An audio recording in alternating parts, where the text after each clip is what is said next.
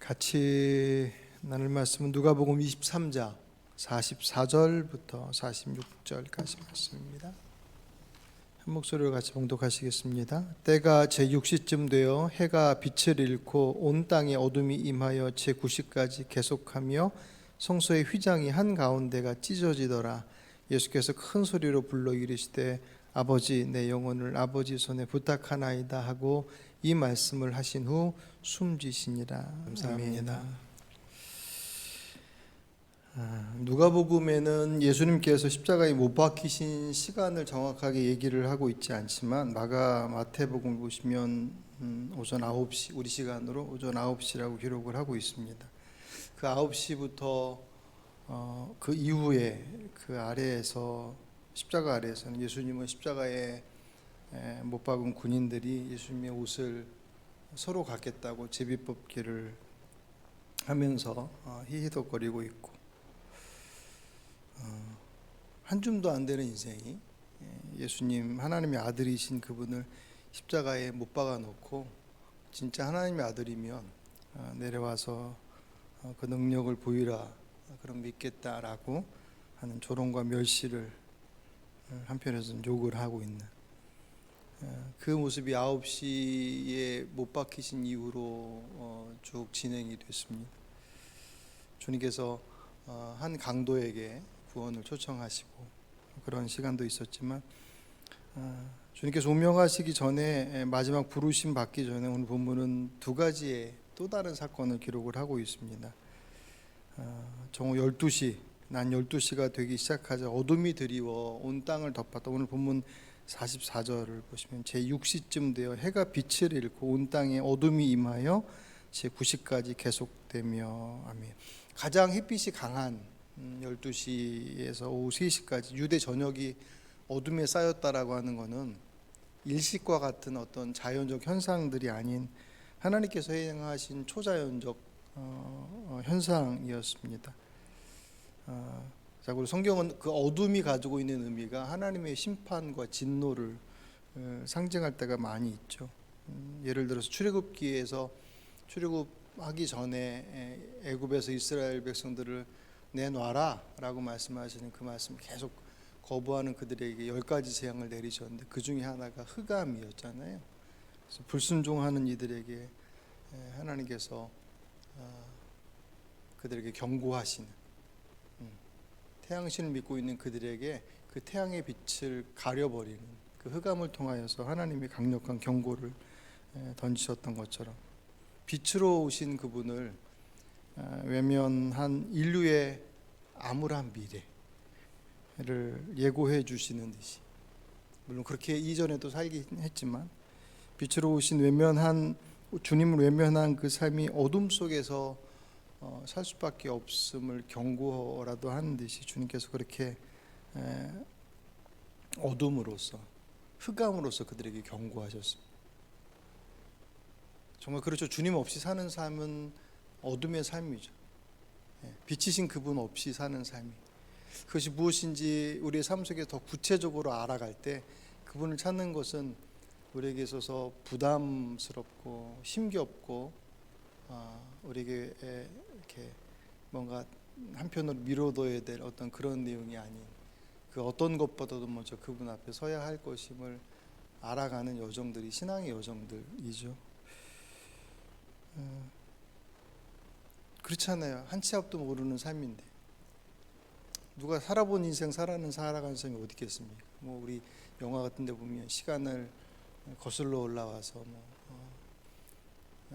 미래에서 왔다고 그러기도 하고, 그런 영화 같은 이야기는 있겠지만 모든 인생이 다 이 땅을 살아가는 삶은 처음 살아가는 거죠.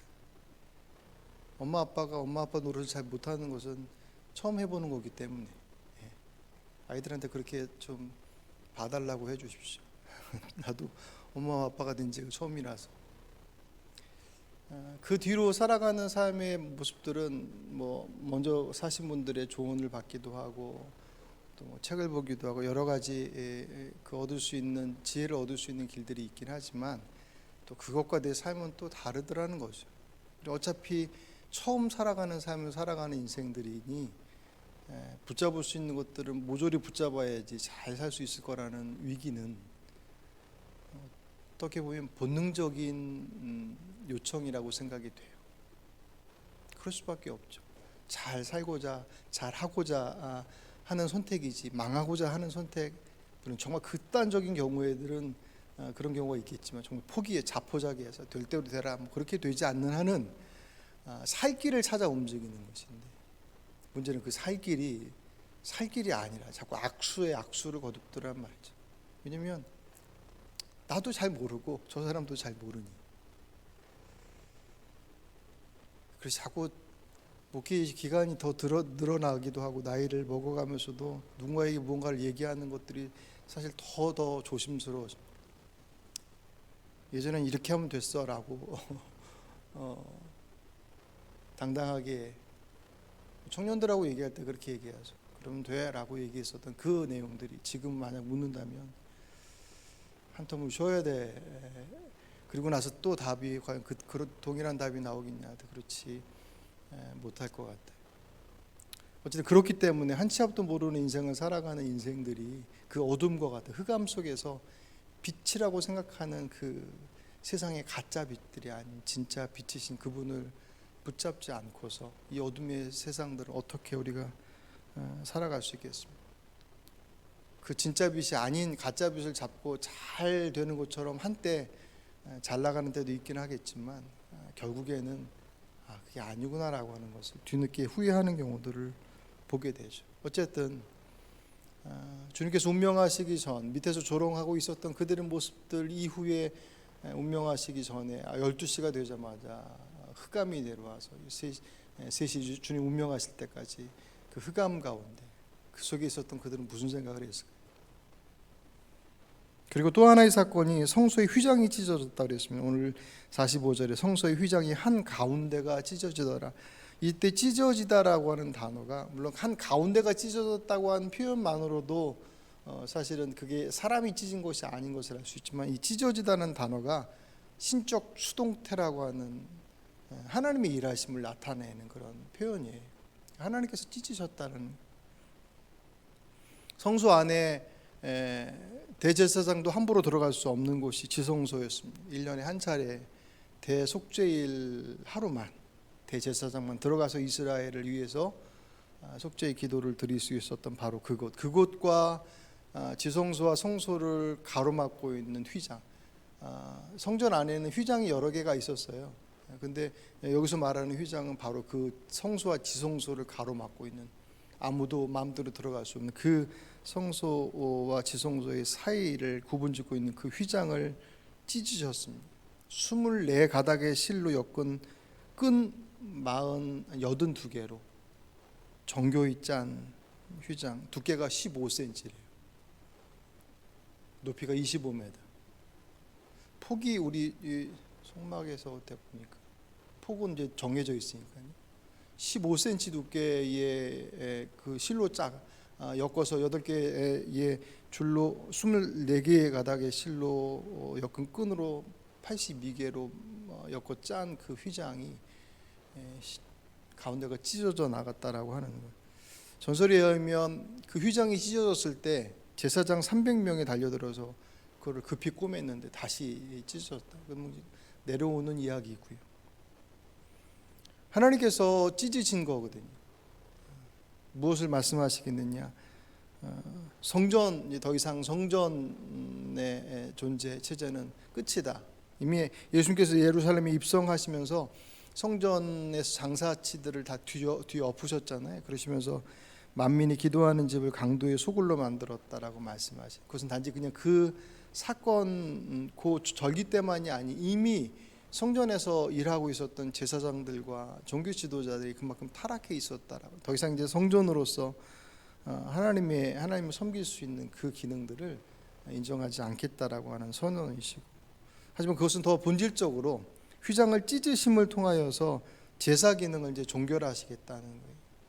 말 그대로 예전에는 짐승 하나로 사람의 죄값 하나를 해결하는 거였다고 한다면 이제 더 이상 그런 제사가 필요하지 않아요. 왜냐하면 인류의 죄값을 대신 지실 어린 양이신 예수님께서 이제 십자가를 통해서 죽으시면 짐승의 생명으로는 한 사람의 하나의 죄겠지만 인류의 모든 죄는 하나님의 아들이신 그분의 생명값으로 대신 갚으시기 때문에 이 사건, 십자가의 사건으로 인류에 있는 모든 통틀어 있는 속죄자를 다 이제 대표하시는 거죠. 그러니까 더 이상 제사를 드릴 필요가 없다. 히브리서 9장 12절 염소와 송아지의 피로 하지 아니하고 오직 자기의 피로 영원한 속죄를 이루사 단번에 성소에 들어가셨느니라. 아멘. 그래서 이제 그분 앞에 나아갈 수 있는 자격이 예수의 십자가를 의지한다면 휘장으로 가리고 있어서 대제사장만 1년에 한 번 들어갈 수 있는 그 길을 주님께서 열어놓으셨어요. 죄값에 대한 것들을 십자가로 해결해 놓으셨으니까. 그래서 그것을 믿고 있는 이제 이전에는 대제사장을 통하지 않으면 하나님께로 나아갈 길이 없었습니다. 그 거룩한 자리가 인간의 욕망이 틈타 버리니까는 가장 치욕스러운 자리를 변했어요. 지금도 마찬가지죠. 하나님께서 그 자리를 이제 사람이 아닌 예수 그리스도. 그래서 우리가 기도할 때 마지막에 예수님 이름으로 기도합니다 라고 하는 것은 그냥 미사유가 아니라 우리의 모든 행위는 예수님, 오직 중보자는 예수님을 통하여서 하나님께로, 주님께서 그 길을 열어놓으셨습니다.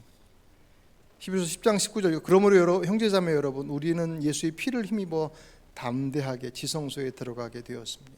아멘. 그렇게 자신을 조롱하는, 십자가에 못 박고 조롱하는 그들을 위해서, 그리고 우리를 위해서 예수님께서 그렇게 십자가에 못 박히신 이후 결국은 다 내주시고 운명하시는, 오늘 보면 46절 예수께서 큰 소리로 불러 이르시되 아버지 내 영혼을 아버지 손에 부탁하나이다. 아버지 내 영혼을 아버지 손에 부탁하나이다.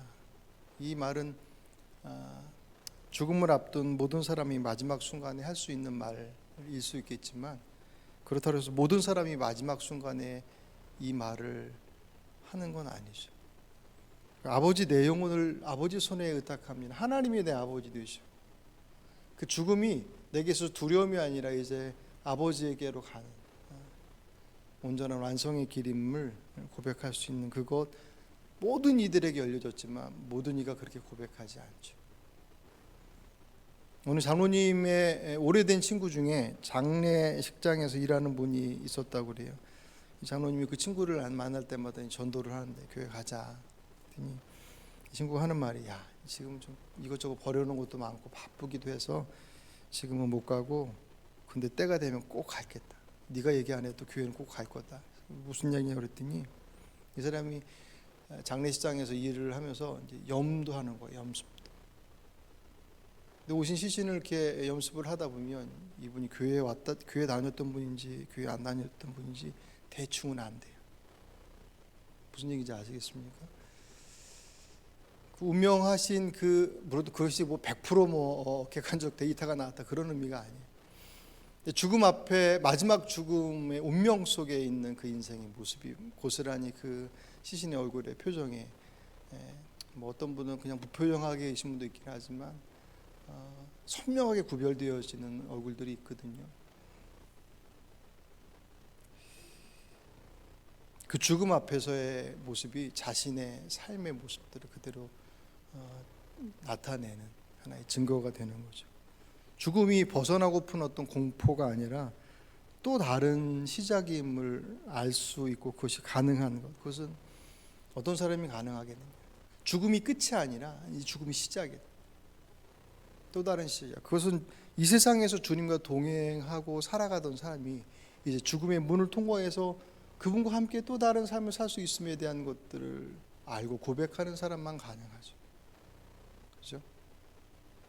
이 땅에서 얼렁뚱땅 살다가 죽음의 순간에 이제부터 주님 따라 살겠습니다라고 하는 그 고백이 가능하겠느냐 할 때, 그렇지 않으면 오늘 우리가 주중에 말씀받던 그 예수님의 오른편에 있었던 강도, 왼편에 있었던 강도가 죽음이라고 하는 똑같은 상황 속에서 이제 끝인데, 그 마지막 자락 속에서 한 강도는 주님께 구원의 손길을 요청했고, 하나는 끝까지 외면을 했던 모습들을 보면 죽음의 자락이 결코 모든 이들에게 구원의 손길을 붙잡으려고 하는 것이 아님을 분명하게 보여주고 있습니다.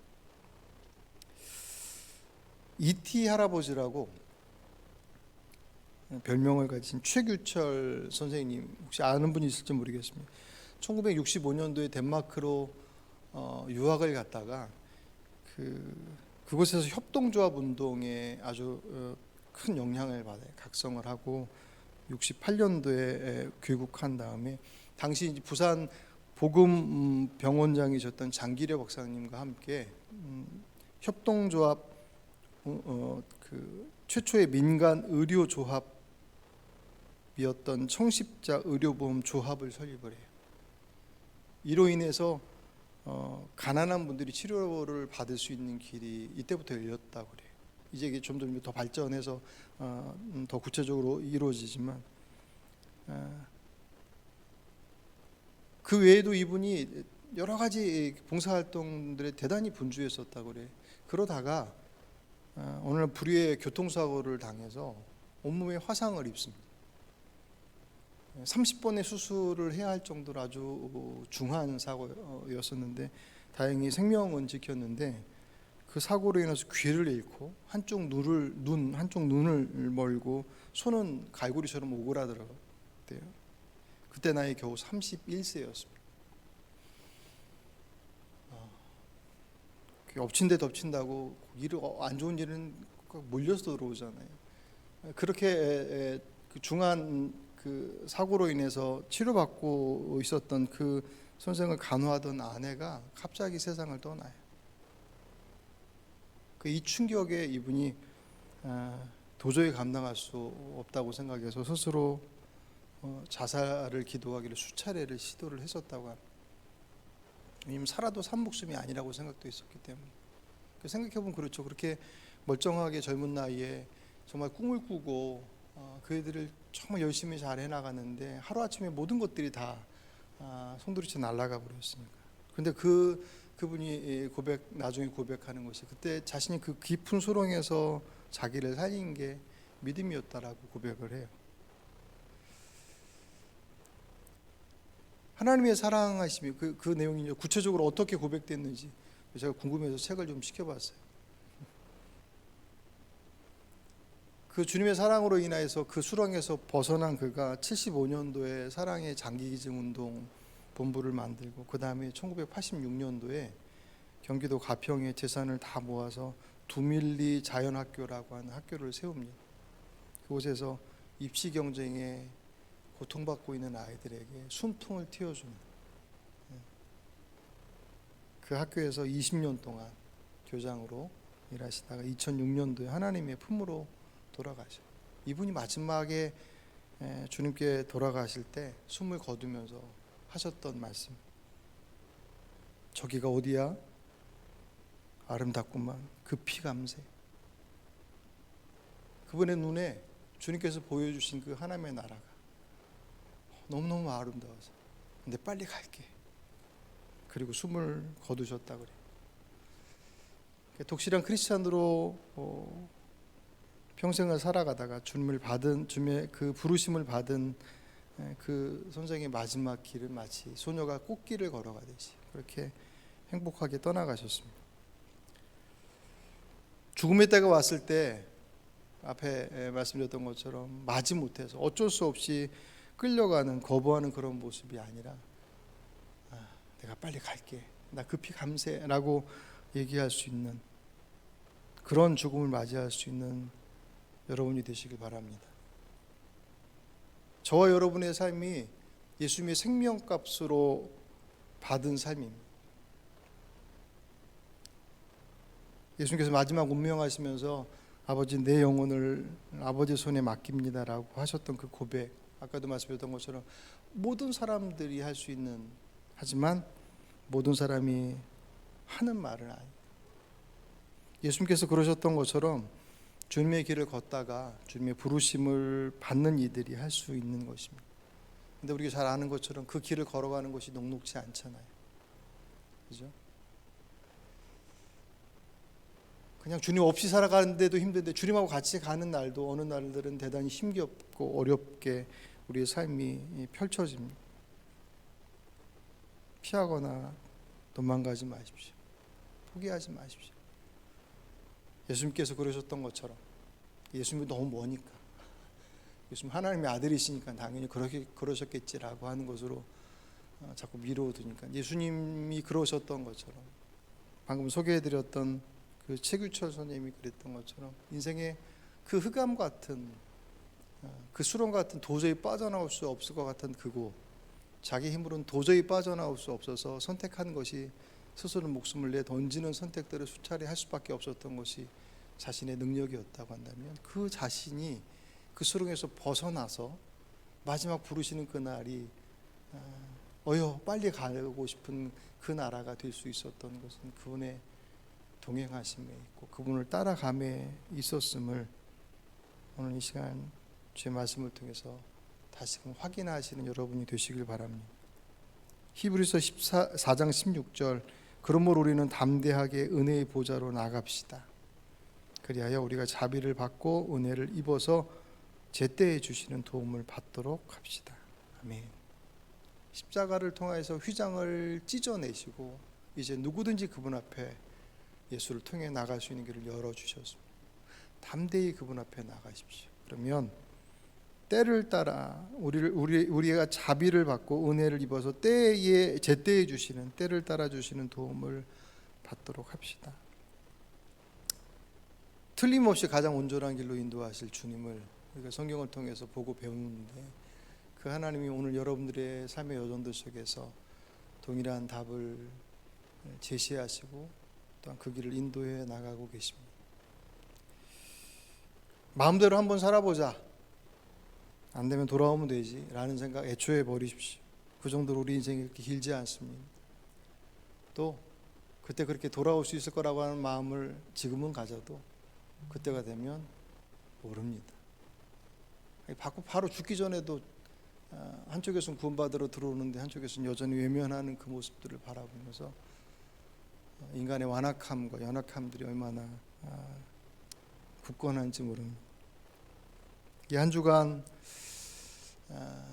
코로나의 영향도 있고 또 그것이 지속되어진 여러 가지 그 복합적인 것들 때문에 우리 이 한 주간의 고난 주간의 특별전적 기도의 시간들이 다른 때하고 좀 많이 다르긴 했지만 특별히 이 한 주간 동안 십자가에 못 박히신 예수님 못 박히실 때부터 해서 오늘 본문 이제 운명하실 때까지의 그 구절들을 어떻게 보면 좀 세세히 살펴봤습니다.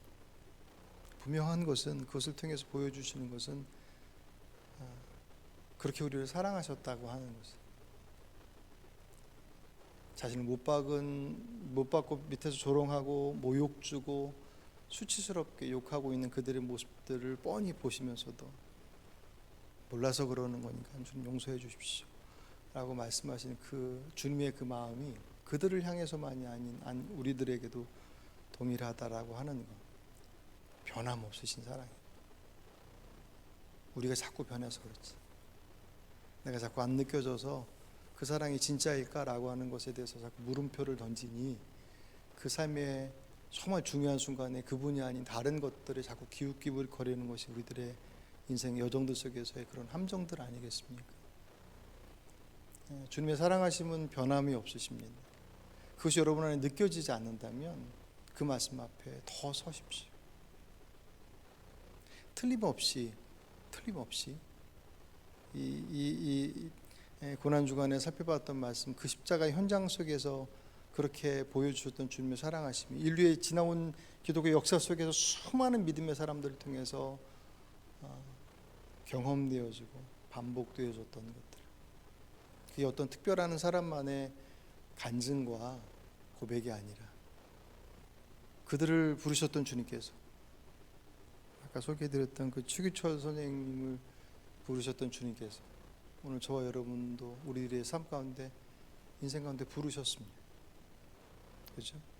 틀림없는 하나님의 계획과 섭리 속에서 지금도 여전히 동행하시고 이끌어가고 계십니다. 우리의 길이 좀 더디고 굴곡이 많고, 물론 그렇게 표현하는 것만으로는 너무나도 부족한 현실이 우리들의 삶의 현장들이긴 하지만, 그럼에도 불구하고 그 길들을 넘어서서 오히려 그 길을 힘입어서 더 온전한, 더 가치 있는 생명의 길로 갈 수 있는 길은 오직 그분 앞에 담대히 나가는, 그것이 주님의 생명값으로 얻은 삶을 살아가는 이 땅에서 삶이고, 그러고 나서 죽음의 문 앞에 선 그날이 우리에게 두려움의 날이 아닌, 이제 주님께서 예비하신 그곳으로 가겠습니다라고 자녀들에게 곧 만나자라고 담대하게 그렇게 말할 수 있는 그런 믿음의 삶을 살아내시는 저 여러분이 되시길 주의 이름으로 축복을 합니다.